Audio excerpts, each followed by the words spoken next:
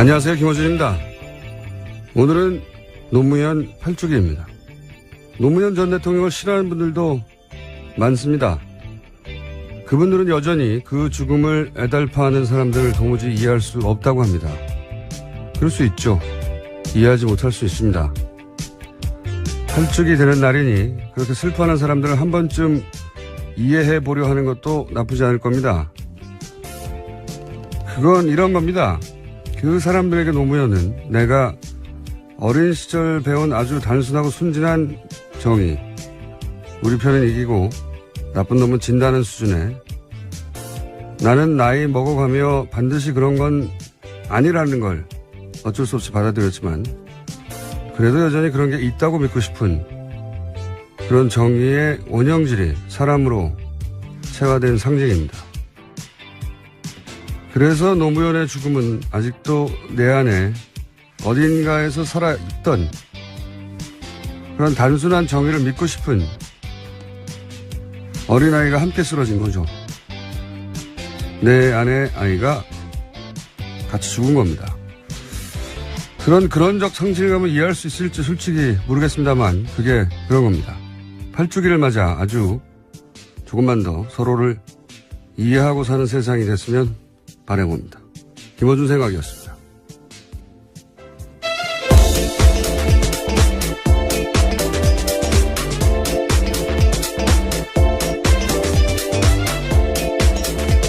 시사인의 김은지입니다. 자, 오늘은 또 어떤 뉴스입니까? 요즘은 1시간 간격으로 뉴스를 보는 사람이 많아요. 네, 정부발 뉴스가 워낙 쏟아져서 그런데요. 하도 많은 인사와 하도 많은 조치들이 있으니까. 자, 오늘 첫 뉴스는 뭔가요? 네, 어제 잠깐 전해드렸었는데 문재인 대통령이 4대강 사업 전반에 대한 감사원 감사를 지시했습니다. 정책 결정과 집행 과정에서 위법 행위 등이 발견될 경우 후속 조치를 취하겠다라는 입장도 밝혔습니다. 이건 이제 후보 시절부터 4대강이나 방산, 자원 이런 얘기를 계속 해왔기 때문에 네, 속칭 사자방이라고 해서요. 관련된 문제 계속 제기했습니다. 감사가 몇 번 있었죠? 3번인가요? 네, 지금까지 총 3번 있었습니다. 이명박 정부 때 2차례이긴 했지만요. 한 차례는 문제가 없다고 나왔고요. 박근혜 정부 인수위식에 나왔던 것들은 문제가 있다고 나왔습니다. 총체적 부실이 있다라는 거고요. 박근혜 정부에서의 3번째 감사는 건설사 담합에 의혹이 맞춰져 있어서요. 정부가 담합을 방조했다. 이런 내용도 나왔습니다. 뭐 포커스는 정책 결정 과정을 지켜보겠다는 건데, 감사하겠다는 건데, 그러다가 위법 행위가 발견될 경우에는 후속 조치를 하겠다. 네, 수사까지 가능하다라는 뉘앙스로 읽힙니다. 포커스를 정책 결정이 왜 이렇게 됐는지를 따져보겠다라고 했지만 이제 그걸 받아들이는 쪽에서는 위법 발견 시 상응 조치 여기에 이제 방점을 두겠죠. 예. 근데 이게 내년 말에 환경 영향 평가 나오고 한다니까 굉장히 오래 걸릴 일입니다. 생각보다. 그럴 수밖에 없는 게 이런 규모 사업은 이명박 전 대통령 개인의 드라이브만 하면 되는 게 아니거든요. 이게 되려면은 이 사업에 동조한 학계도 있고 이 사업으로 이득을 본 업계도 있죠. 예. 그리고 이 사업으로 승승장구한 관계도 있어요. 굉장히 거대한 세력이 함께 만든 거라서 오랜 시간 걸릴 거라고 봅니다. 네. 결론이 나려면. 그런데 이명박 전 대통령 측에서는 또 한마디 했죠. 여기에 대해서. 예, 어제 곧장 입장 냈습니다. 이명박 전 대통령 비서실 명의의 입장문이 기자들한테 전달됐는데 5장짜리 입장문입니다. 이미 다 문제 없다고 결론 난 것을 왜 또다시 들춰서 정치적 시비거리로 만드냐라는 내용입니다. 또 이명박 전 대통령 입장도 동아일보가 아침에 전했는데요. 어제 사무실에서 참모로부터 재감사 소식을 전해 듣고 허허 하면서 헛웃음 지었다라는 겁니다. 지금 성대모사 한 건가요? 순간적으로. 허허 이렇게 나와 있길래요. 네. 게다가 한 참모가 더 자세하게 입장을 전하고 있는데 혀를 끌끌 차면서 헛웃음을 짓는다는 게 무슨 의미겠느냐라고 했다는 겁니다. 무슨 의미겠느냐? 네, 전 대통령의 반응에 대해서 설명을 한 건데. 글쎄요, 뭐 큰일 났다 라는 반응일 수도 있고요. 아니면은 멘탈 붕괴 이런 반응일 수도 있죠. 그럼 우리한테 물어보면 어떻게 합니까? 유인관 전 대통령한테 물어보고 우리한테 알려줘야죠. 예. 어쨌든 구체적인 워딩은 없이 헛웃음을 지었다. 네. 큰일 났네요. 다음 뉴스는요. 네, 또 어제 국회를 찾은 정의용 국가안보실장이 청와대가 직접 방산비리를 척결하겠다라는 뜻을 내비쳤다고 합니다. 주호영 바른정당 원내대표와 만나서 국가안보실의 국방개혁팀을 만들어서 방산비리를 주로 보도록 하는 계획을 가지고 있다라고 밝혔습니다. 4대강 방산비리, 이건 후보 시절부터 쭉 해왔던 얘기고, 그래서 부정축제 재산이 있으면 환수하겠다 이런 말도 했었죠. 굉장히 무서운 말입니다. 예. 그리고 이제 이 말을 정의용 국가안보실장, 며칠 전까지만 해도 김관진 안보실장이었죠. 김관진 안보실장이 주도적인 역할을 한 게 사드 배치였는데, 사드도 이 관점에서 한번 다시 들여다보겠다 하는 의지가 여기 담겨 있지 않을까. 네. 김관진 안보실장도 이명박 전 대통령과 비슷한 헛웃음을 짓지 않았을까. 그 네. 뜻은 모르겠습니다만, 예. 바쁘시겠네요, 이분들이. 자, 다음 순요. 네, 통일부가 어제 남북관계의 단절은 바람직하지 않다면서 민간 교류에 유연하게 대응하겠다라는 입장을 내놨습니다. 이덕행 통일부 대변인 이야기인데요. 민간 교류 등 남북관계 주요 사안들에 대해서는 국제사회의 대북제재 틀을 훼손하지 않는 범위 내에서 유연하게 검토해 나갈 생각이다라는 겁니다. 이건 당장 개성공단이나 금강산 산업 이런 걸 재개하기는 어렵거든요, 지금 분위기상. 근데 이제 민간 교류도 막혀 있었으니까 여기서부터 시작하겠다는 의미겠죠. 예, 일종의 제스처. 예, 대북 압박만 하지 않고 대화도 할 텐데 그 첫 출발이 민간 교류로 시작하겠다. 네, 뭐 인도적 지원이나 그런 부분들을 이야기하는 것 같습니다. 이제 그런 일이 벌어지겠죠. 네. 당장 개성공단이 재개되거나 그러기는 어려울 것 같고요. 이미 공장들 많이 옮겼잖아요. 네, 그렇죠. 네. 자, 알겠습니다. 또 다음 뉴스는요. 네, 문재인 대통령이 북한 김정은과 정상회담 성사를 위해서 프란치스코 교황에게 중재를 요청하는 친서를 보냈다고 오늘 아침 중앙일보가 보도했습니다. 문재인 대통령의 교황청 특사인 김희중 한국 천주교 주교회의 의장을 통해서인데요. 로마에 도착해서 있는 이 김주교를 통해서 중앙일보 기자가 만나서 이야기를 들었다라는 겁니다. 김 대주교는 23일이나 24일 정도의 교황을 만나서 남북 정상회담 중재를 요청하는 문 대통령의 친서를 전달할 예정이다라고 밝혔습니다. 그렇군요. 이게 과거에는 김대중 전 대통령 시절을 거슬러 올라가 보면, 그리고 노무현 대통령도 남북 문제의 주도권은 남북이 지고 있었거든요. 그래서 남북 당사자가 만나 해결하면 되는 사안이었는데, 지금은 그 틀이 육자회담 틀이니 당사자만으로는 해결이 안 되잖아요. 그러다 보니까 이런 해법을 생각해낸 것 같아요. 예전에 생각해보면 그 팔레스타인하고 아랍파 이스라엘 문제 있을 때 서로 그 마주하고 있잖아요. 둘이 만나면 돼요. 네, 만나면 경계를, 되는데 네. 굳이 미국 클린턴 대통령이 중재자로 나서서 협정을 맺은 것처럼, 아니면 이제 미국 쿠바 국교할 때 교황을 중재자로 해서 협정을 맺은 것처럼. 네, 실제로 프란치스코 교황이 역할을 했습니다. 그런 모델을 생각하나 봅니다. 예. 누군가 이제 이 단절에 제3의 중재자를 내세워서 그걸 명분으로 해서 계기로 해서 그런 모델인가 보네요. 자, 다음 뉴스는요. 네, 오늘 노무현 전 대통령 8주기 추도식이 열립니다. 문재인 대통령이 참석하는 등 사상 최대 규모의 인파가 몰릴 것으로 예상됩니다. 하지만 8주기 추도식에 자유한국당이 대표급 인사는 보내지 않기로 최종 결정했다고 합니다. 부르지 않기로? 네, 그래서 박맹우 사무총장이 대신 가고요. 원내대표는 가지 않습니다. 이건 나쁜 결정이에요. 정치적으로. 예를 들어서 야유나 물세례를 이런 추도식은 하지 않겠지만, 한다고 하더라도 지난번 김무성 전 대표가 간 것처럼 가서 자기 정치적 존재를 드러내는 게 이제 훨씬 나은데, 예. 안 가기로 했다는 거죠, 추도식에.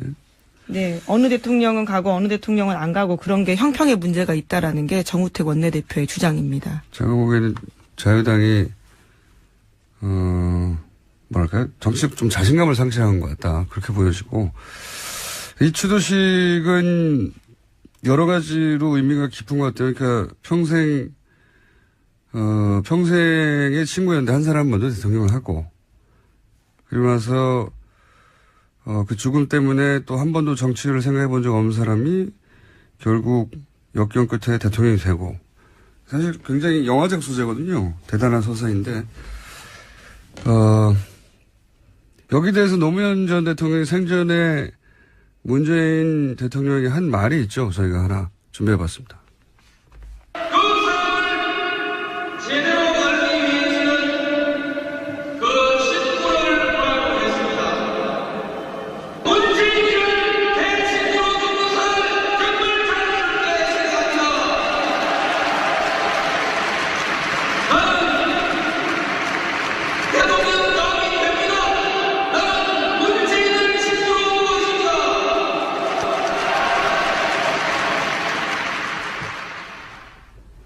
이게 이제 연설 현장에서 한 거라 정확한 어디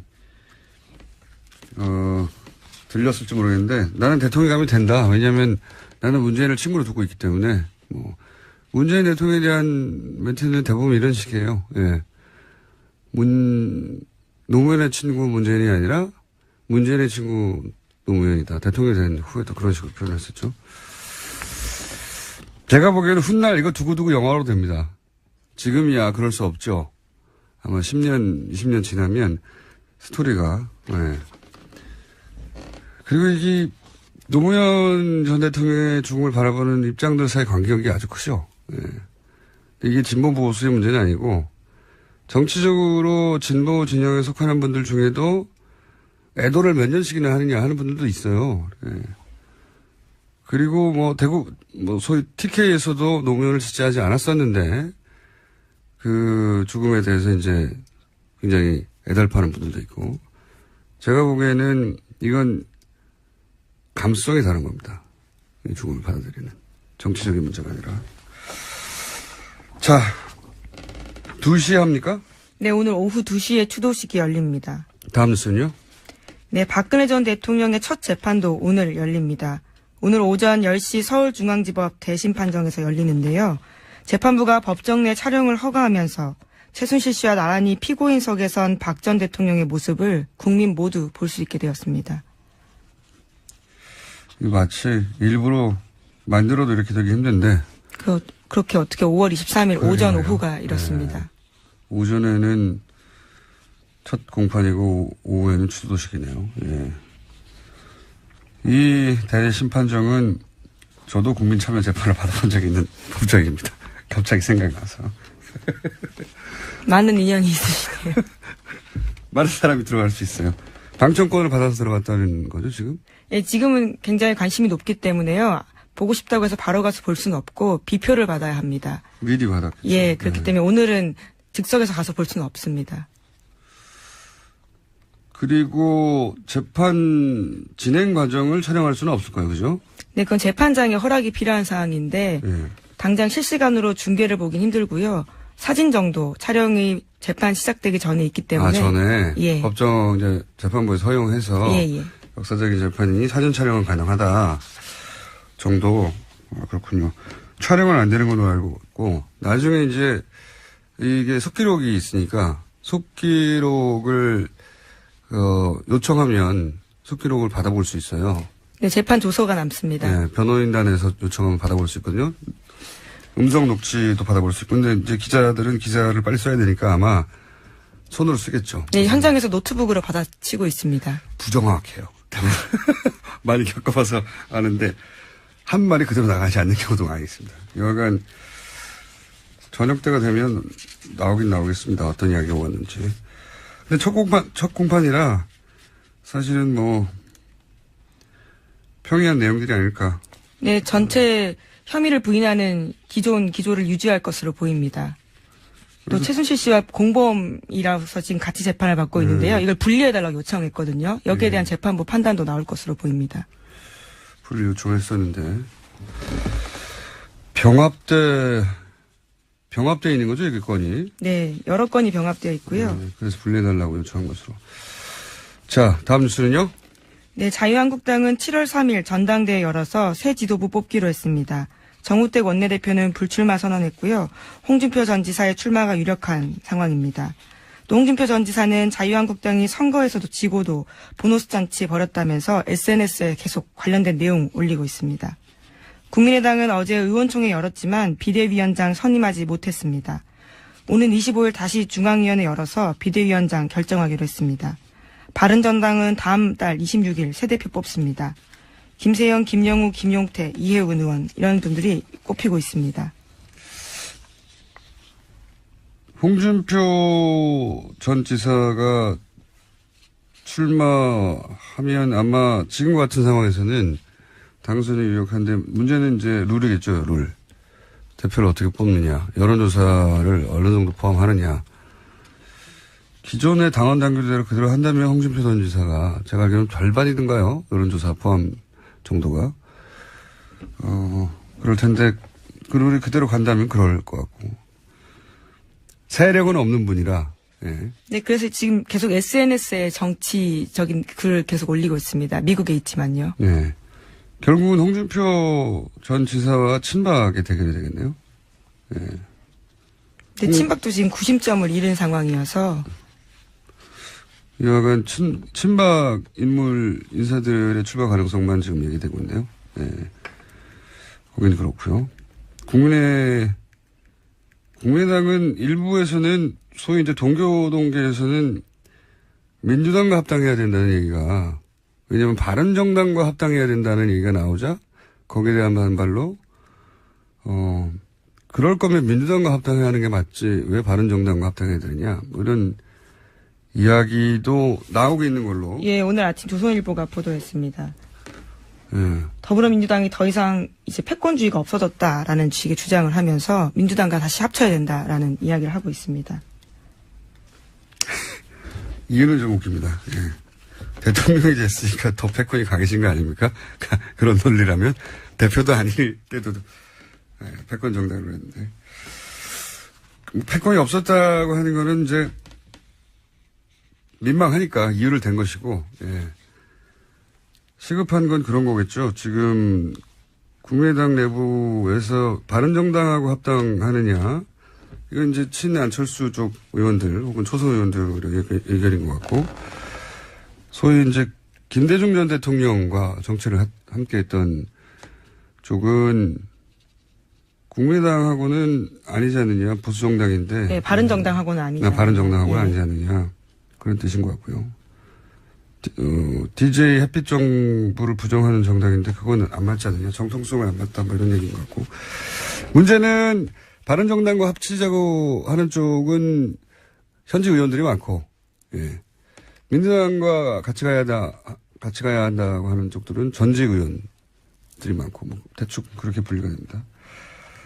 바른정당은 나온 분들이 대부분 젊은 의원들이나요? 예, 그렇죠. 젊은 당대표가 유력한 상황입니다. 이런 후보들만 나온다면, 예, 굉장히 젊은 당대표가 선출될 수도 있겠습니다. 네, 원외 의원들도 꼽히고 있긴 합니다. 알겠습니다. 제목 한두 개 정도 읽을 수 있을 것 같은데. 네, 세월호 선체 수색 계속되고 있고요. 어제 구명조끼 입은 채 온전한 상태의 유해가 발견됐다고 합니다. 구명조끼를 아예 입은 온전한 네. 유해가 처음으로 나온 거죠? 네, 그렇습니다. 이렇게 온전한, 누구인지는 모르겠지만. 네, DNA 감식이 필요하기 때문에요. 최대 한 달 정도 시간이 걸린다고 하는데 그것보다 빨리 나올 수도 있을 것입니다. 지금까지는 그보단 빨리빨리 예. 확인되어 가고 있는 중인데. 알겠습니다. 이 문제는 저희가 한번 따로 종합해서 중간 종합을 한번 해야 되겠네요. 예. 여기까지 하겠습니다. 지금까지 시사인의 김은지였습니다. 감사합니다. 문재인 대통령이 4대강 사업에 대한 정책 감사를 지시했습니다. 4대강 문제 하면 이분이죠. 이명박 정부 초기부터 줄기차게 일관되게 지금까지 10여 년간 반대하고 비판해왔던 분입니다. 박창근 관동대 교수님 연결됐습니다. 안녕하세요, 교수님. 네, 가톨릭 관동대학교 박창근입니다. 학교명이 네. 바뀌었습니다. 아, 그렇습니까? 네. 정확하게 가톨릭 관동대학교입니다. 가톨릭. 예, 그렇습니다. 이 카톨릭 말씀하시는 거죠? 예, 그렇습니다. 네, 가톨릭 아니고. 알겠습니다. 가톨릭 관동대 교수님. 우선 고생하셨습니다. 10년 동안. 아니요. 좀 하고 싶어서 뭐 했겠습니까? 상황이 그렇게 되다 보니까, 하다 보니까 뭐 여기까지 온 거죠. 한 10여 년 동안 비판하시면서 혹은, 네. 정부의 이 정책에 대해서, 대통령의 정책에 대해서 직접 비판하기 굉장히 부담스럽고, 그로 인한 불이익도 적지 않으셨던 걸로 저는 들었는데, 어쨌든 그 이야기는 저희가 스튜디오에 모시면 길게 한번 하기로 하고요. 네. 이미 세 차례나 4대강 사업 감사를 했다라는 게 이명박 전 대통령 측의 반응입니다. 뭐 3번이나 했는데, 자, 그러면 앞에 3번은 어떤 점이 부족했었습니까? 네, 첫 번째는 이명박 정부 때 했습니다. 당시 감사위원으로서 은진수라는 분이 계셨거든요. 네. 이명박 대통령의 측근이었는데, 당시.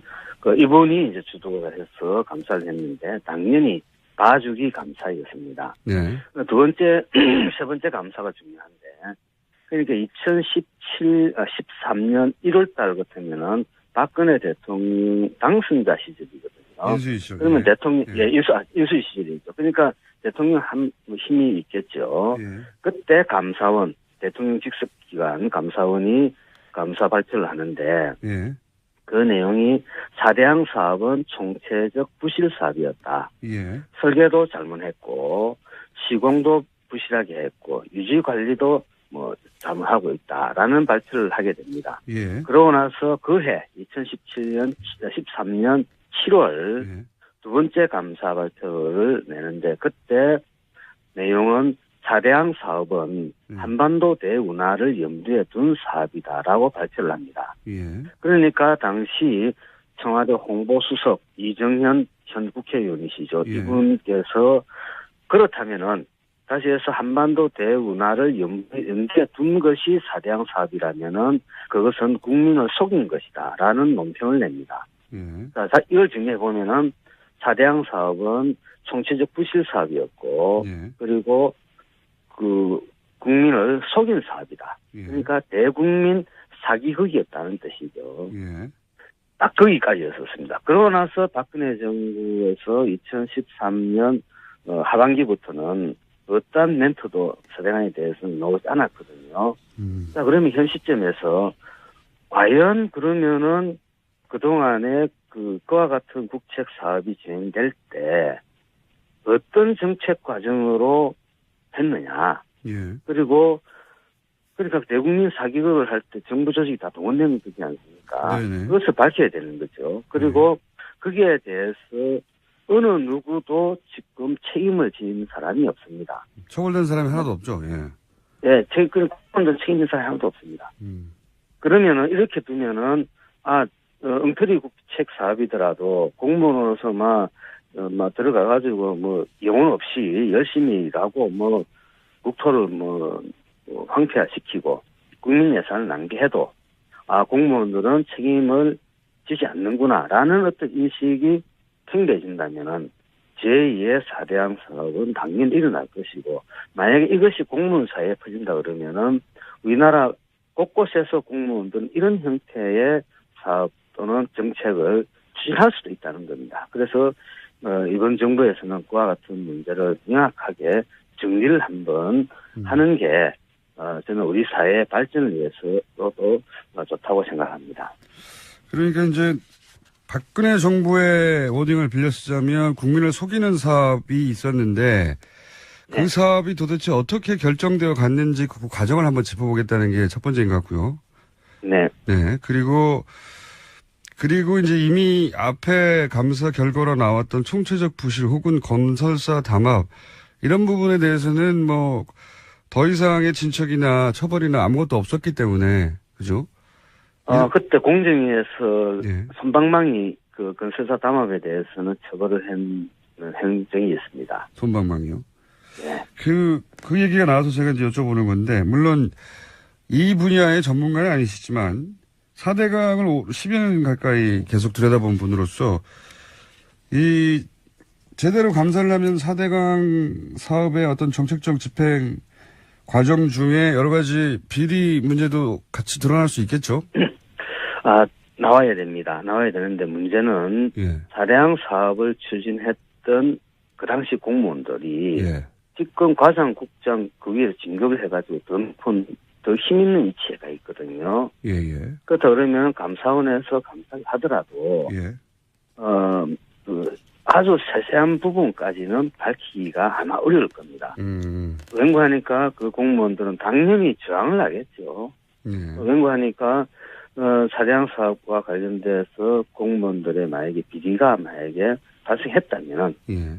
거기에 대해서는 밝혀진다면 거기에 대해서는 어떤 형태의 책임을 물어야 된다는 게 우리 국민들의 요구지 않습니까? 예, 예. 그렇기 때문에 그런 분들이 그런 자리에 있는 이상은 실체적 진실에 접근하는 데는 다소 한계가 있다고 봅니다.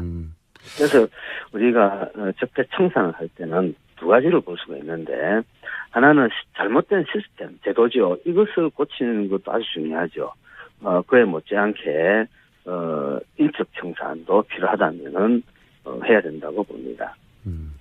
그러니까 그때의 일에 책임이 있는 당사자가 오히려 지금 이 감사를 책임질 위치에 가 있을 수도 있다. 대상이 된 분들이 그러니까요. 예를 들어 국토부나 환경부나 농림부나 더 높은 위치에 지금 이제 자리를 잡고 있거든요. 그렇군요. 그러니까 아시는 분들도 있습니까, 교수님이? 많죠. 그렇군요. 네. 너무 많죠. 아시니까 이런 말씀하시는 거겠죠? 짐작이 아니라. 네, 그렇습니다.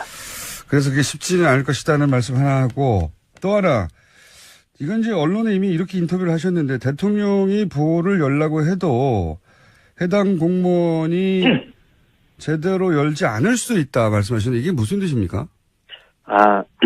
똑같은 맥락입니다. 지금 보혜 대통령께서 만약 보혜 수문을 열으라고 지금 말씀했잖아요. 네네. 그래 그래 되면은 나중에 녹조가 줄어들고 이래 되면은 국민들이 그러면은 왜 보를 만들었느냐 라는 근본적인 질문에 봉착하게 되는 거죠. 만약에 그렇게 되면은 공무원은 자기 부정을 해야 된다는 거죠. 열심히 그 일을 할 때 보를 만들면은 수질도 좋아지고 물도 확보해서 좋은 사업이다 라고 홍보하면서 사업을 했던 게 머쓱해지잖아요. 자기 합리가 그러니까 무너지죠. 결국은 제가 지금 간접적으로 들은 얘기인데 예. 국토부에서는 새로운 정부가 한 3년 동안 조사를 하자. 그러고 나서 도를 어떻게 할 것인지에 대해서 평가를 하자라는 얘기를 했다는 얘기를 제가 들었거든요. 지금부터 3년간 더 조사를 하고요. 예. 그러면은 문재인 정부도 한 3년 지나고 나면 좀 힘이 안 빠지겠습니까? 아하. 그러면 적정히 의작거리면서 또 넘어가겠다는 그런 꼼수를 부리다가 이번에 대통령께서 직접 지시를 해버렸죠. 물수문을 열고 그리고 물 관리를 국토부에서 이제 환경부로 옮겨라. 이것은 아주 역사에 남을 우리 물 분야에 있어서는 그런 정책 변화라고 봅니다. 그건 왜 역사에 남을 정책 변화입니까? 우선 그 전에 그러니까 교수님이 계속 걱정하시는 거는 이게 이제 대통령이 감사하라고 했다고 해서 쉽게 될 일은 아니다. 그런 정책을 추진하고 10여 년간 계속 자기 합리화하며 유지해왔던 그 사람들이 그 자리에 여전히 존재하고 오히려 더 높은 자리에 가 있어서 쉽지는 않을 것이다. 걱정하시는 부분이 있고, 예. 또 하나는 환경부로 옮긴 게 왜 중요한 결정이죠? 관리를? 우리가 물을 관리를 할 때, 예. 물의 수량, 물이 많고 적으면 국토부에서 관리하고, 예. 물이 깨끗한지 더러운지는 환경부에서 관리를 합니다. 그러니까 물에서 어떤 문제가 생기면은 수량과 수질 문제가 있는데, 예. 이것이 같이 연결되어져 있는 문제거든요. 예. 그러다 보니까 국토부는 자기 나름대로 해석을 하고 환경부는 환경부 나름대로 해석을 하다 보니까 국가 정책에서 엇박자가 많이 나게 됩니다. 아하. 그리고 각 부처별로 이제 영역 다투기, 자기 영역 키워야 그 부처가 힘이 세지지 않겠습니까? 예, 그건 뭐 어디나 있는 일이죠. 예. 네, 땅 따먹기를 서로 한다는 거죠. 그 속에서 국가 정책은 효율성을 상실하게 되고 국민 세금은 더 낭비될 요소가 있고 실제로 그래 해왔었습니다. 그래서 지난 40년 동안 수량 수질을 통합 관리해야 된다는 얘기는 우리 물과 관련된 분야에서는 최대의 화두였었습니다. 아, 그렇군요. 그런데 그 원칙에 대해서는 찬성을 하지만은 강론에 가서는 전혀 달라지죠. 국토부는 국토부, 환경부는 환경부가 물 관리를 해야 된다. 통합 관리를 해야 된다. 그리고 전문가들도 양편으로 쫙 나눠져 가지고 환경부 또 국토부는 하다가 그러다 보니까 원칙적으로는 원론은 찬성하지만 강론에서는 계속 그 엇박자를 내면서 이까지 오다가 이번에 최종적으로 물 관리 일원화가 됐다고 볼 수 있고, 그다음에 또 하나는 이게 국토부의 수량 관리 업무가 환경부로 넘어왔거든요. 이것이 의미하는 바는 이제 하천을 개발의 대상이 아니고 하천을 자연의 일부로 보면서 생태계를 보존하는 것이 결국 우리 인간한테 이로울 것이다. 라는 정책의 큰 변화라고 볼 수가 있습니다. 그렇군요. 그래서 저는 물관리 일원화를 환경부로 한 것은 우리 물 분야에 있어서는 가히 혁명적 사건이다라고 저는 생각을 하고 있습니다. 알겠습니다. 저희가 스튜디오에 모시고 사실은 지난 10년을 자세히 꼼꼼히 짚어보고 싶은데 오늘은 여기까지만 해야 될 것 같습니다. 일단 큰 틀에서 짚어보고요.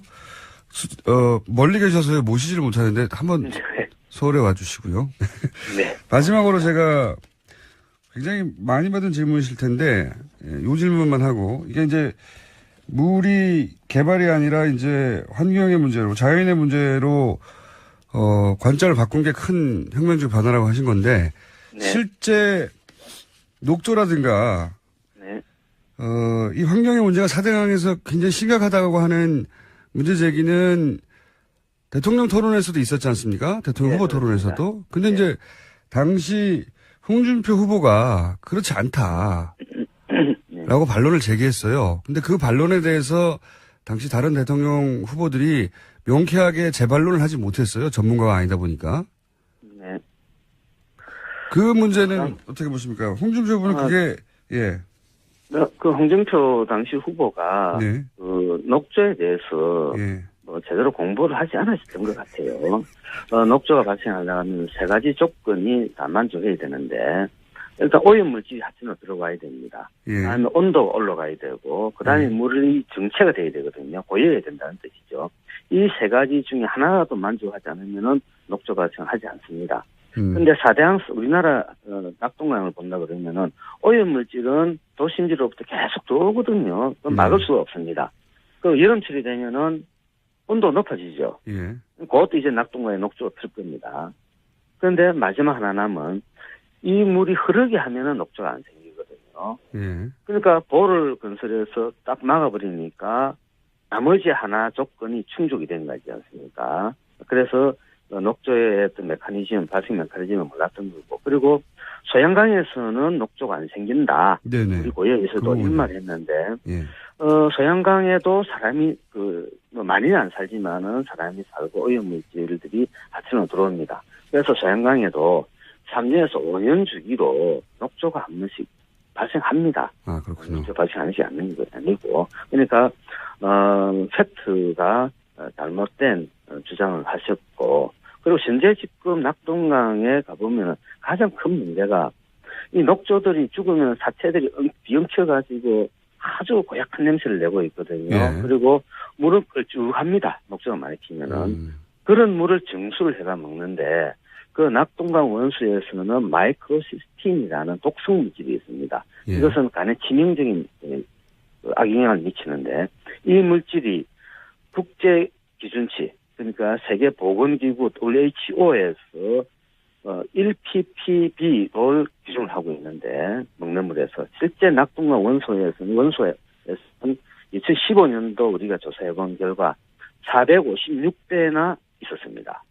그것을 정수를 하면은 환경부는 독성물질이 다 사라진다 그러는데 그러니까 456분의 1로 다 줄여야 되는 거죠. 근데 이 이 우리나라 정수 시스템에서 뭐 되겠다고 계속 이야기를 하는데 거기에 대한 불신은 국민들이 많은 거죠. 그래서 환경부는 물 관리를 이제 일어난다 그러면 말 그대로 깨끗한 물을 국민들한테 공급해주기 위해서는 과연 어떻게 하는 게 좋은지를 이제부터 고민을 해야 될 시점이라고 봅니다. 알겠습니다. 오늘 말씀 여기까지 듣겠습니다. 감사합니다. 네, 고맙습니다. 박창근 가톨릭 관동대 교수님이었습니다. 자, 오랜만입니다. 하영의 오프터 레코드. 예. 이제 선거가 끝나가지고 캠프를 드나들지도 않고. 네. 오프터 레코드 할 게 별로 없는데 갑자기 아이템 하나 잡혔어요. 네. 뭐냐. 문재인 정부에서 이제 최초의 여성 외교부 장관을 내정했는데 굉장히 화제가 됐죠. 예. 네, 엄청나게 화제가 됐는데 내정도 화제가 됐지만 내정하면서 위장 전입과 예. 그다음에 이중국적 이거 굉장히 오랫동안 들어봤던 맞습니다. 뭐 장관이나 총리 내정할 때 단골 레퍼토리잖아요. 그렇죠. 똑같은 단어가 튀어나오면서 이게 뭔가 근데 이게 과거의 것과 좀 다른 거 아닌가? 혹은 예. 뭐 그래봐야 좀 달라봐야 결국은 똑같은 거 아닌가? 뭐 이런 얘기도 있고 어떻게 받아들여야 될지 잘 모르겠고 또 과거에는 어땠는지도 잘 모르겠고 그래서 저희가 하영 기자에게 긴급히 이걸 좀 파보자. 예. 예. 그리고 과거에는 어땠는지. 제가 이명박 대통령, 그러니까 이명박 정부 시절하고 박근혜 정부 시절에 인사청문회 TF팀을 계속했었거든요. 그러니까 보통은 정부가 들어서면 한 2차례 정도 공식적으로 대대적인 개각이 있어서요. 그래서 한 4차례 정도 빼놓지 않고 참석을 했는데요. 보통 기자들이 참석을 하면 공식이 있습니다. 국회 인사청문 요청안이 들어오거든요. 네. 이 한 뼘 두께 정도로 두껍게 넘어오는데 거기는 각종 자료들이 다 담겨 있습니다. 재산부터 시작해서 주민등록부터 시작해서 학력까지요. 모든 자료가 다 들어있거든요. 공직자 예를 장관급 한번 하려면요. 인생이 털린다고 봐야 된다. 정확합니다. 그러니까 탈탈 털립니다. 탈탈 털리는데. 본인도 잊어버렸던 거를 예. 다 물어봐요. 요즘은 심지어 가족과 관련된 것까지 물어보기 네. 때문에요. 그게 괴로워서 고사하는 경우도 있습니다. 중간에. 30년, 40년 전까지 다 나가고 인생 전체를 평가받는다고. 그러니까 심지어 자기가 산 집의 폐쇄 등기부 등본 기억하실지 모르겠는데 이게 수기로 기록된 등기부가 있거든요. 이것까지 제출을 해야 돼요. 그래서 정말 이것까지 제출해야 하는 것인가라고 이런 이야기들도 하는데요. 내정하기 전에 이 검증 과정을 거치거든요. 그럴 예. 때 이걸 겪은 분들 얘기를 들어보면 내가 인생을 이렇게 살았나? 내가 인생을 너무 좀 막 살았던 것 같기도 하다. 뭐 이런. 왜냐하면 자기가 30년 후에 장관이 될 거라고 생각하고 사는 아무도 사람은 생각 못하죠. 아무도 없기 때문에 예. 그때 걸러져서 떨어져 나간 사람도 많죠. 예, 실제로는. 보통 예. 그렇고요. 그리고 인사청문 요청안을 받자마자 시작하는 게 항목이 이제 4가지 정도가 있는데 일단은 제일 먼저 부동산을 들여다봅니다. 예, 투기를 했는지 안 했는지. 우리나라는 부동산 없이 예. 살아남기 힘든. 그렇죠. 그리고 부동산 기술 없이. 실제로 부동산 투기를 이렇게 말씀드리면 좀 어떻게 들리실지 모르겠는데 장관 후보자 정도 되는 엘리트 코스를 밟은 사람들은 이 재테크들을 하거든요. 그래서 안 한 사람이 없어요. 그렇죠. 가장 찾기 쉬운 지적할 만한 사항이어서 그거부터 찾고 그다음이 이제 위장 전입입니다. 네. 그렇죠. 위장 전입이 부동산 투기하고 대부분 관련 있는 경우가 많거든요. 그래서 자연스럽게 위장 전입으로 넘어가고 네. 위장 전입이 또 대체로 자녀를 둔 네. 공직자들 같은 경우에는 걸려드는 경우가 거의 많기 때문에 위장 전입을 찾습니다. 그다음에 이제 세금 탈루 찾고요. 그게 이제 이것도 부동산하고 관련되어 있는 경우가 많은데요. 다운 계약서를 쓰는 경우가 있기 때문에 기본 코스, 기본. 예, 이게 기본 코스입니다. 그다음에 이제 남성 경우에 병역 그리고 자녀가 있는 경우에도 병역을 면탈을 했는지 이걸 찾고 그다음에 자녀 이제 병역에서 이제 이중국적이 나오는 거죠, 보통. 그렇죠. 네. 예. 보통 아들이 군대를 안 가려고 예를 들어서 미국에 태어났는데 결국 어떤 특정 시점에 미국 국적을 취득해 버렸다. 예. 근데 그 특정 시점은 대부분 이제 군대 갈 나이 그렇죠. 이렇게 되는 거죠. 예. 네. 그리고 가장 분노를 일으킨 게 또 병역이기도 하고요. 예, 사람들이. 그 다음에 이제 뭐 논문인데요. 논문. 예. 이 정도면은 지금까지 말씀드린 것 중에 이 강 후보자가 해당되는 게 2가지가 있는 겁니다. 그러니까 여기서 위장 전입이 하나 나오고 단어가 예. 위장 전입이라는 게 한마디로 거기 안 산다는 겁니다. 예. 주소는 거기가 돼 있는데 단어가 좀 무섭긴 해요. 예. 거기 안 산다는 거거든요. 그렇죠. 근데 보통 이제 절대 농지 같은 거. 맞습니다. 거기 살아야지 농민이야지 취득할 수 있는. 실제로 농사를 지어야 합니다. 또. 그러니까요. 근데 예. 알고 봤더니 사람을 사서 짓는다든지 아니면 예. 농사를 한 번도 안 지었다든지 혹은 이 문제가 불거지자 농사를 짓기 시작했다든지. 그러니까 실제로 MB 정부 들어서자마자 청와대에 박미석 수석이라는 분이 있었는데요. 네. 이 청문회를 준비하면서 농사를 지었다라고 입을 다 맞췄어요. 그래서 그때 이제 한겨레에서 찾아가서 직접 마을 이장님한테 농사는 짓지 않았다. 뭐 이런 얘기를 들어서 낙마한 경우도 있고 그렇습니다. 그래서 저는 이날 그 발표 날 인상적이었던 게 일단 대통령이 직접 등장했잖아요. 그렇죠. 예. 네, 대통령께서라고 해야 하나요? 아무튼 대통령이 직접 등장을 해서 일단 외교안보 라인을 발표한 다음에 다시 인사수석이 등장을 해요. 예. 그래서 검증 과정에서 두 가지 사실 아까 말씀드렸던 이중 국적하고 위장 전입을 이야기합니다. 그것도 굉장히 상세하게 이야기합니다. 그러니까요. 예, 그러니까 이런 경우는 없었어요. 예, 보통은 인사청문 요청안이 국회에 들어간 다음에 아주 그냥 한 줄 한 줄 나오는 걸 가지고 직접 찾아가서 기자들이 취재를 하거든요. 맞아요. 그런 때 들을 수 있는 내용들입니다. 예를 들면 2002년도 2학기에 이화 여고에 진학을 했는데 전학을 했는데 미국에서 전학을 했다. 그렇죠. 했는데 1년간 친척집에 주소지를 두고 있었다. 뭐 이런 이야기들을 이렇게 디테일하게. 그러니까 그 친척집에 살지 않았다는 거죠. 딸이. 그렇죠. 딸이 그 친척집에 주소를 뒀는데 살지 않았기 때문에 위장 전입인 거죠. 그렇죠. 단어로는 딸리 표현할 단어가 없습니다. 네. 지금까지 그렇게 썼으니까요. 예. 네, 그리고 근데 이제 그 이유가 뭐냐가 중요한 거죠. 네, 이유가 뭐냐가 중요합니다. 그래서 그 이유가 뭔지는 또 바로 밝혔습니다. 그 강호 부자의 남편 되시는 분이 그 직접 언론에다가 미국 생활 마치고 돌아오면서 한국 고등학교 생활의 부담을 느껴서 본인 모교, 그러니까 강호 보호자 모교라면 좀 낫지 않을까 싶어서 그쪽으로 전입을 하게 했고 거기에 이제 학교를 다니게 했다라고 밝혔거든요. 근데 주소를 근데 친척집에 살지 않았던 이유는 뭐예요? 기숙사에 들어간 건가요? 그건 그렇죠. 거기까지는 등장하지 않았습니다. 왜냐하면 청문회에서 등장했군요. 예, 그것에 대해서도 물어봤는데 그거는 이제 강호 보자가 직접 청문회에서 밝히겠다라고 이야기를 한 겁니다. 그래서 이게 부동산 투기하고 연결된 위장 전입은 아니어가지고 예. 제가 보기에는 청문회에서 돌파가 가능할 것 같다고 판단한 것 같아요. 네. 현 정부에서는 보니까. 아니 우리가 무슨 절대농지 때문에 한 건 아니잖아. 뭐 이런 인식인 것 같고. 그렇죠. 그리고 이중국적 문제도 그 딸이기 때문에 예. 병역 면탈하고 연관이 안 돼서 이건 뭐 성인이 20대가 성인이 되면서 둘 중에 하나 국적을 선택했는데 그건 딸의 선택권이었다. 뭐 이렇게 그렇죠. 그렇게 돌파하려고 하는 것 같고요. 근데 다만 이제 이게 외교부 장관이기 때문에 그 문제가 될 수 있는 겁니다. 그렇죠. 그래서 딸이 다시 재취득해야 된다. 예. 그러니까 이해충돌이라고 하는데요. 그렇죠. 그러니까 외교부 장관으로서 활동을 할 때 뭐 영향이 있을 것으로 판단해서 딸도 뭐 기꺼이 영향이 실제 국적을 있을지는 모르겠는데. 그렇죠. 예. 국민 정서상 맞습니다. 미국하고 딜을 하는데 딸이 미국 사람이야. 예. 이럴 때 이해 충돌이 있지 않을까 하는 이제 의구심을 불러일으킬 수 있죠. 예. 뭐 그러면 이제 이 정도면 어느 정도가 될까를 좀 설명을 좀 드릴까요? 어느 정도 됩니까? 이 정도면. 과거에 비하면. 위장 전입을 가장 많이 한 그 공직자가 누가 있는지 혹시 아시나요? 최근 10년 사이에 있을 거로 합니다. 예. 위장 전입은 뭐 몇 차례 정도 그냥 넘어갔으니까 다. 예. 이명박 대통령입니다. 본인 이제 예상치 못한. 공식적으로 24차례입니다. 보통 공직자들은 예. 그분은 워낙 독보적인 게 기록이 많아요. 그 다음 2위가 몇 차례일까요? 모르겠어요. 5회입니다, 5회.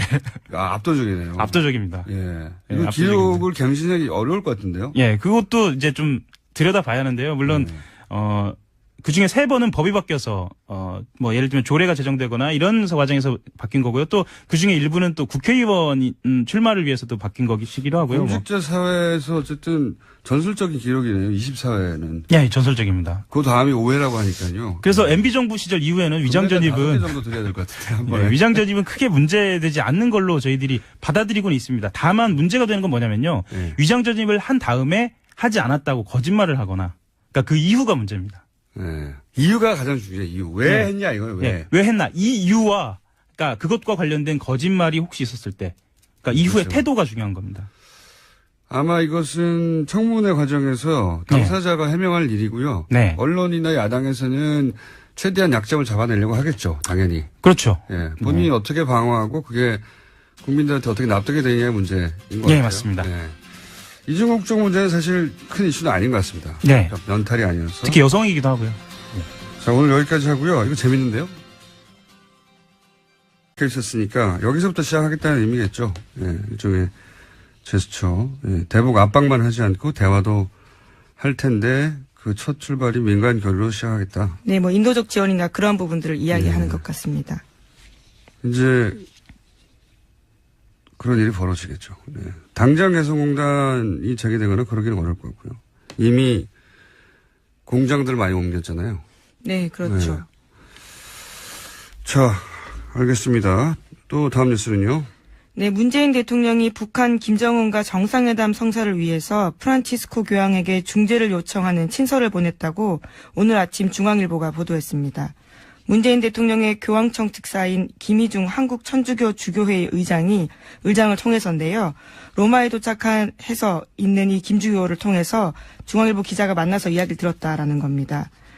김 대주교는 23일이나 24일 정도에 교황을 만나서 남북 정상회담 중재를 요청하는 문 대통령의 친서를 전달할 예정이다라고 밝혔습니다. 그렇군요. 이게 과거에는 김대중 전 대통령 시절을 거슬러 올라가 보면 그리고 노무현 대통령도 남북 문제의 주도권은 남북이 지고 있었거든요. 그래서 남북 당사자가 만나 해결하면 되는 사안이었는데 지금은 그 틀이 뭐 육자회담 틀이니 당사자만으로 해결이 안 되잖아요. 그러다 보니까 이런 해법을 생각해낸 것 같아요. 예전에 생각해보면 그 팔레스타인하고 아랍파 이스라엘 문제 있을 때 서로 그 마주하고 있잖아요. 둘이 만나면 돼요. 네, 만나면 경계를, 되는데 예. 굳이 미국 클린턴 대통령이 중재자로 나서서 협정을 맺은 것처럼 아니면 이제 미국 쿠바 국교할 때 교황을 중재자로 해서 협정을 맺은 것처럼 네, 실제로 프란치스코 교황이 역할을 했습니다. 그런 모델을 생각하나 봅니다. 예. 누군가 이제 이 단절에 제3의 중재자를 내세워서 그걸 명분으로 해서 계기로 해서 그런 모델인가 보네요. 자, 다음 뉴스는요. 네, 오늘 노무현 전 대통령 8주기 추도식이 열립니다. 문재인 대통령이 참석하는 등 사상 최대 규모의 인파가 몰릴 것으로 예상됩니다. 하지만 8주기 추도식에 자유한국당이 대표급 인사는 보내지 않기로 최종 결정했다고 합니다. 부르지 않기로. 네, 그래서 박맹우 사무총장이 대신 가고요. 원내대표는 가지 않습니다. 이건 나쁜 결정이에요. 정치적으로. 뭐 예를 들어서 야유나 물세례를 뭐 이런 추도식은 하지 않겠지만 한다고 하더라도 지난번 김무성 전 대표가 간 것처럼 가서 자기 정치적 존재를 드러내는 게 이제 훨씬 나은데 예. 안 가기로 했다는 거죠. 추도식에.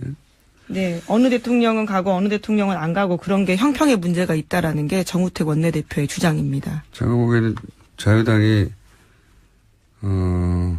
뭐랄까요? 정치적 좀 자신감을 상실한 것 같다. 그렇게 보여지고 이 추도식은 여러 가지로 의미가 깊은 것 같아요. 그러니까 평생의 친구였는데 한 사람. 그럴 수밖에 없는 게 이런 규모 사업은 이명박 전 대통령 개인의 드라이브만 하면 되는 게 아니거든요. 이게 되려면은 이 사업에 동조한 학계도 있고, 이 사업으로 이득을 본 업계도 있죠. 예. 그리고 이 사업으로 승승장구한 관계도 있어요. 굉장히 거대한 세력이 함께 만든 거라서 오랜 시간 걸릴 거라고 봅니다. 네. 결론이 나려면. 그런데 이명박 전 대통령 측에서는 또 한마디 했죠, 여기에 대해서. 예, 어제 곧장 입장 냈습니다. 이명박 전 대통령 비서실 명의의 입장문이 기자들한테 전달됐는데 5장짜리 입장문입니다. 이미 다 문제 없다고 결론 난 것을 왜 또다시 들춰서 정치적 시비거리로 만드냐라는 내용입니다. 또 이명박 전 대통령 입장도 동아일보가 아침에 전했는데요. 어제 사무실에서 참모로부터 재감사 소식을 전해 듣고 허허 하면서 헛웃음 지었다라는 겁니다. 지금 성대모사 한 건가요? 순간적으로. 허허 이렇게 나와 있길래요. 게다가 한 참모가 더 자세하게 입장을 전하고 있는데 혀를 끌끌 차면서 헛웃음을 짓는다는 게 무슨 의미겠느냐라고 했다는 겁니다. 무슨 의미겠느냐? 네, 전 대통령의 반응에 대해서 설명을 한 건데, 글쎄요, 뭐, 큰일 났다. 라는 반응일 수도 있고요. 아니면은, 멘탈 붕괴, 이런 반응일 수도 있죠. 그럼 우리한테 물어보면 어떡합니까? 유인관 전 대통령한테 물어보고 우리한테 알려줘야죠. 예. 어쨌든, 구체적인 워딩은 없이 헛웃음을 지었다. 네. 큰일 났네요. 다음 뉴스는요. 네, 또 어제 국회를 찾은 정의용 국가안보실장이 청와대가 직접 방산비리를 척결하겠다라는 뜻을 내비쳤다고 합니다. 주호영 바른정당 원내대표와 만나서 국가안보실의 국방개혁팀을 만들어서 방산비리를 주로 보도록 하는 계획을 가지고 있다라고 밝혔습니다. 4대강 방산비리, 이건 후보 시절부터 쭉 해왔던 얘기고, 그래서 부정축제 재산이 있으면 환수하겠다 이런 말도 했었죠. 굉장히 무서운 말입니다. 예. 그리고 이제 이 말을 정의용 국가안보실장, 며칠 전까지만 해도 김관진 안보실장이었죠. 김관진 안보실장이 주도적인 역할을 한 게 사드 배치였는데, 사드도 이 관점에서 한번 다시 들여다보겠다 하는 의지가 여기 담겨 있지 않을까. 네. 김관진 안보실장도 이명박 전 대통령과 비슷한 헛웃음을 짓지 않았을까. 그 네. 뜻은 모르겠습니다만, 예. 바쁘시겠네요, 이분들이. 자, 다음 순요. 네, 통일부가 어제 남북관계의 단절은 바람직하지 않다면서 민간 교류에 유연하게 대응하겠다라는 입장을 내놨습니다. 이덕행 통일부 대변인 이야기인데요. 민간 교류 등 남북관계 주요 사안들에 대해서는 국제사회의 대북제재 틀을 훼손하지 않는 범위 내에서 유연하게 검토해 나갈 생각이다라는 겁니다. 이건 당장 개성공단이나 금강산 산업 이런 걸 재개하기는 어렵거든요, 지금 분위기상. 근데 이제 민간 교류도 막간 먼저 대통령을 하고, 그리고 나서, 그 죽음 때문에 또 한 번도 정치를 생각해 본 적 없는 사람이 결국 역경 끝에 대통령이 되고, 사실 굉장히 영화적 소재거든요. 대단한 서사인데, 여기 대해서 노무현 전 대통령이 생전에 문재인 대통령에게 한 말이 있죠. 저희가 하나 준비해 봤습니다.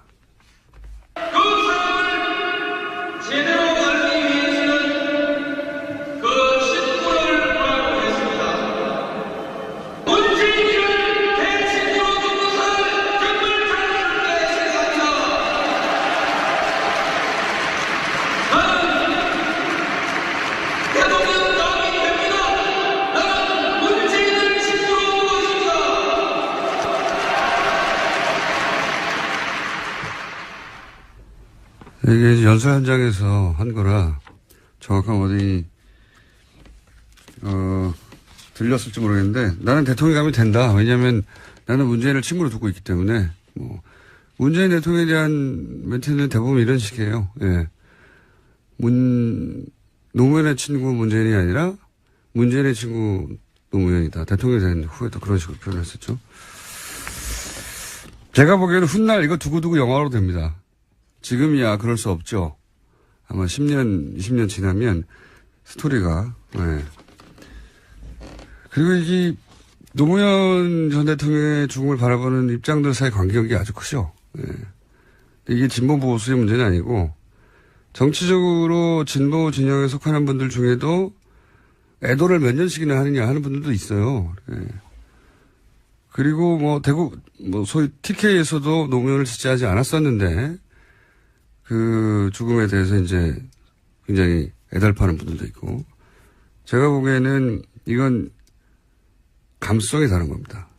이 죽음을 받아들이는. 정치적인 문제가 아니라. 자, 2시에 합니까? 네, 오늘 오후 2시에 추도식이 열립니다. 다음 뉴스는요?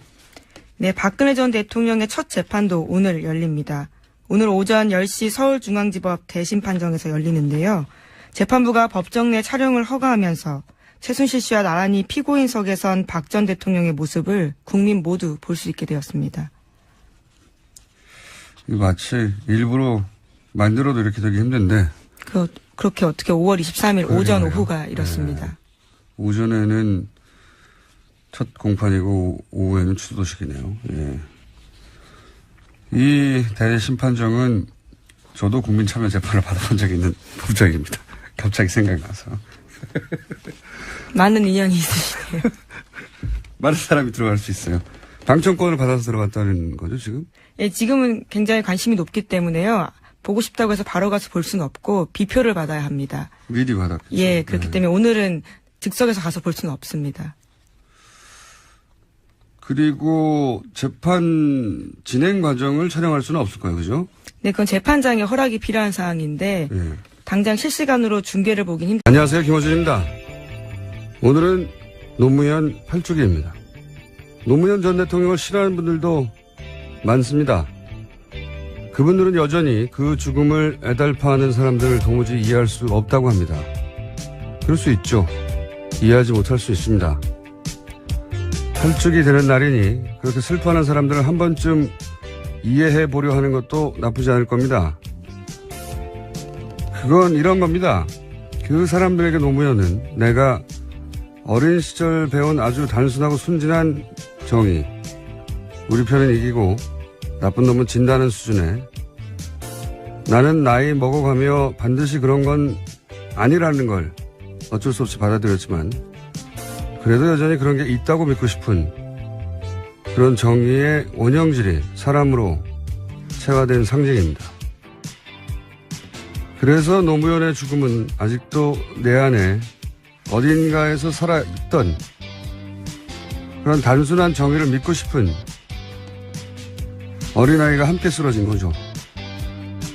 내 안에 아이가 같이 죽은 겁니다.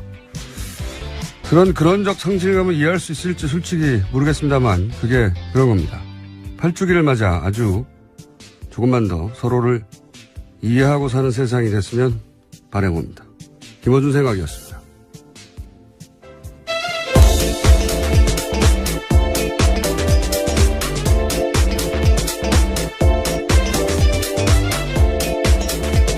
시사인의 김은지입니다. 자, 오늘은 또 어떤 뉴스입니까? 요즘은 1시간 간격으로 뉴스를 보는 사람이 많아요. 예. 네, 정부발 뉴스가 워낙 쏟아져서 그런데요. 하도 많은 인사와 하도 많은 조치들이 있으니까. 자, 오늘 첫 뉴스는 뭔가요? 네, 어제 잠깐 전해드렸었는데 문재인 대통령이 4대강 사업 전반에 대한 감사원 감사를 지시했습니다. 정책 결정과 집행 과정에서 위법 행위 등이 발견될 경우 후속 조치를 취하겠다라는 입장도 밝혔습니다. 이건 이제 후보 시절부터 4대강이나 방산, 자원 이런 얘기를 계속 해왔기 때문에 네, 속칭 사자방이라고 해서요. 관련된 네. 문제 계속 제기했습니다. 감사가 몇 번 있었죠? 3번인가요? 네, 지금까지 총 3번 있었습니다. 이명박 정부 때 2차례이긴 했지만요. 한 차례는 문제가 없다고 나왔고요. 박근혜 정부 인수위식에 나왔던 것들은 문제가 있다고 나왔습니다. 총체적 부실이 있다라는 거고요. 박근혜 정부에서의 3번째 감사는 건설사 담합에 의혹이 맞춰져 있어서요. 정부가 담합을 방조했다. 이런 내용도 나왔습니다. 뭐 포커스는 정책 결정 과정을 지켜보겠다는 건데 감사하겠다는 건데 그러다가 위법 행위가 발견될 경우에는 후속 조치를 하겠다. 네, 수사까지 가능하다라는 뉘앙스로 읽힙니다. 포커스를 정책 결정이 왜 이렇게 됐는지를 따져보겠다라고 했지만 이제 그걸 받아들이는 쪽에서는 위법 발견 시 상응 조치 여기에 이제 방점을 두겠죠. 예. 근데 이게 내년 말에 환경 영향 평가 나오고 한다니까 굉장히 오래 걸릴 일입니다. 생각보다. 들고요. 사진 정도 촬영이 재판 시작되기 전에 있기 때문에 전에 예. 법정 이제 재판부에서 허용해서 예.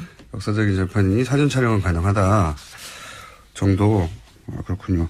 촬영은 안 되는 걸로 알고 있고 나중에 이제 이게 속기록이 있으니까 속기록을 요청하면 속기록을 받아볼 수 있어요. 네, 재판 조서가 남습니다. 네, 변호인단에서 요청하면 받아볼 수 있거든요. 음성 녹취도 받아볼 수 있고, 근데 이제 기자들은 기사를 빨리 써야 되니까 아마 손으로 쓰겠죠. 네, 현장에서 노트북으로 받아치고 있습니다. 부정확해요. 많이 겪어봐서 아는데 한 말이 그대로 나가지 않는 경우도 많이 있습니다. 여하간 저녁 때가 되면 나오긴 나오겠습니다. 어떤 이야기가 왔는지. 근데 첫 공판이라 사실은 뭐 평이한 내용들이 아닐까. 네, 전체 혐의를 부인하는 기존 기조를 유지할 것으로 보입니다. 또 최순실 씨와 공범이라서 지금 같이 재판을 받고 있는데요. 이걸 분리해달라고 요청했거든요. 여기에 대한 재판부 판단도 나올 것으로 보입니다.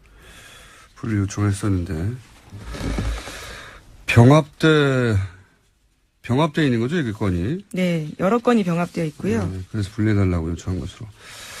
자, 다음 뉴스는요? 네, 자유한국당은 7월 3일 전당대회 열어서 새 지도부 뽑기로 했습니다. 정우택 원내대표는 불출마 선언했고요. 홍준표 전 지사의 출마가 유력한 상황입니다. 또 홍준표 전 지사는 자유한국당이 선거에서도 지고도 보너스 장치 벌였다면서 SNS에 계속 관련된 내용 올리고 있습니다. 국민의당은 어제 의원총회 열었지만 비대위원장 선임하지 못했습니다. 오는 25일 다시 중앙위원회 열어서 비대위원장 결정하기로 했습니다. 바른정당은 다음 달 26일 새 대표 뽑습니다. 김세영, 김영우, 김용태, 이혜훈 의원 이런 분들이 꼽히고 있습니다. 홍준표 전 지사가 출마하면 아마 지금 같은 상황에서는 당선이 유력한데 문제는 이제 룰이겠죠, 룰. 대표를 어떻게 뽑느냐, 여론조사를 어느 정도 포함하느냐. 기존의 당원 당규대로 그대로 한다면 홍준표 전 지사가 제가 알기로는 절반이든가요, 여론조사 포함 정도가. 그럴 텐데 그 룰이 그대로 간다면 그럴 것 같고. 세력은 없는 분이라. 예. 네, 그래서 지금 계속 SNS에 정치적인 글을 계속 올리고 있습니다. 미국에 있지만요. 예. 결국은 홍준표 전 지사와 친박의 대결이 되겠네요. 예. 근데 친박도 지금 구심점을 잃은 상황이어서 이와간 친박 인물 인사들의 출마 가능성만 지금 얘기되고 있네요. 예. 거기는 그렇고요. 국민의당은 일부에서는 소위 이제 동교동계에서는 민주당과 합당해야 된다는 얘기가, 왜냐하면 바른정당과 합당해야 된다는 얘기가 나오자 거기에 대한 반발로 그럴 거면 민주당과 합당해야 하는 게 맞지 왜 바른정당과 합당해야 되느냐, 뭐 이런 이야기도 나오고 있는 걸로. 예, 오늘 아침 조선일보가 보도했습니다.